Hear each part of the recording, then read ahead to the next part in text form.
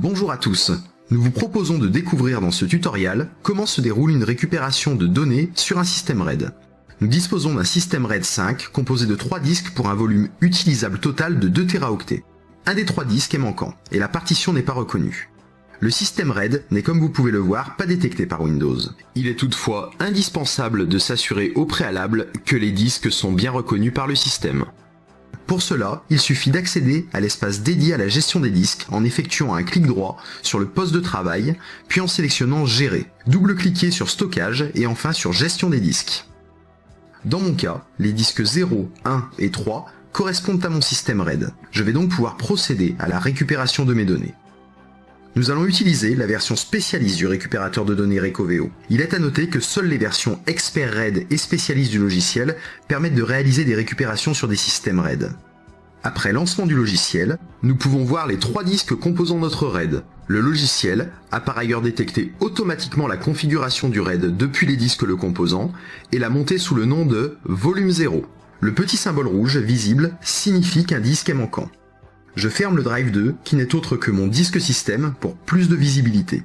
Je double-clique sur Volume et vais à présent chercher à détecter la partition présente mais non reconnue. La visualisation hexadécimale me permet par ailleurs de confirmer la présence de données sur mon volume. Un simple clic sur Rechercher permet de lancer l'analyse des partitions. On indique les systèmes de fichiers à rechercher, les systèmes NTFS, FAT et exFAT sont automatiquement sélectionnés. Si nous avions été sur un système Mac ou Linux, il aurait fallu sélectionner des formats adaptés tels que HFS+, ou Extend. Je valide le lancement de l'analyse. Elle peut durer longtemps si le RAID est composé de plusieurs partitions. Dans notre cas, la partition NTFS de 2 Tera est repérée immédiatement. Nous arrêtons donc le scan. La partition initialement brute à gauche et reliée au volume 0 est dorénavant verte. Nous double-cliquons dessus afin d'accéder aux données contenues dans le système RAID. Nous pouvons à présent aisément naviguer dans toute l'arborescence du système. Il est à souligner que nous avons jusqu'ici simplement rétabli des accès à notre RAID 5 composé de 3 disques dont, nous le rappelons, l'un des disques est manquant avec une partition non reconnue. Nous allons dans l'étape qui vient voir comment récupérer un fichier effacé sur l'un des disques composant notre système. Nous avons, dans un souci de réaliser cette récupération, initialement supprimé un dossier nommé Formation et qui était présent sur le bureau, ici nommé Desktop. Afin de récupérer les fichiers du dossier, je lance une analyse en cliquant sur Scan. Mon système est en NTFS. Il est possible de définir le secteur du début et le nombre de secteurs à analyser afin de rendre la recherche plus rapide. Je choisis d'activer l'analyse IntelliRAW, qui consiste en une analyse brute des fichiers. Cette option permet notamment de récupérer des fichiers ayant été fortement endommagés. Après avoir vérifié ces 2 paramètres, il suffit de cliquer de nouveau sur le bouton Scan pour lancer la recherche. Lorsque la recherche est terminée, il est possible d'enregistrer le résultat du scan afin d'éviter d'avoir à la refaire ultérieurement. Vérifions maintenant si le dossier a bien été récupéré. Les dossiers apparaissant en bleu sont ceux n'ayant pas été endommagés. Le dossier en gris contient les fichiers récupérés par l'analyse IntelliRAW. Le dossier Formation apparaît dorénavant lui aussi en marron puisqu'il avait été supprimé. En naviguant sur les onglets, on peut aisément voir qu'il n'apparaissait pas précédemment. En double-cliquant sur le dossier, nous accédons au contenu de celui-ci, et donc à la totalité des fichiers supprimés.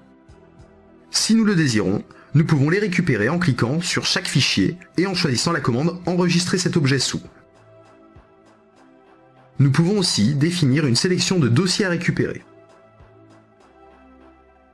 Après avoir sélectionné les éléments à récupérer, il suffit de cliquer sur « Enregistrer la sélection actuelle sous » et de choisir un dossier d'enregistrement cible.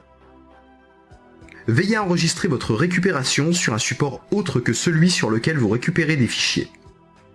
À l'issue de cette étape, la récupération est terminée et les fichiers de nouveau accessibles.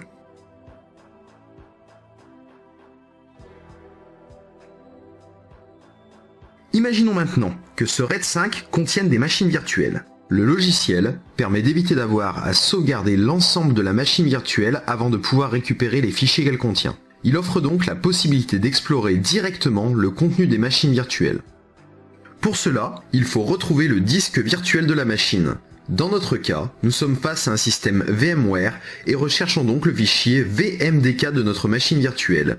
Il suffit ensuite de sélectionner « Ouvrir le fichier en tant qu'image disque ».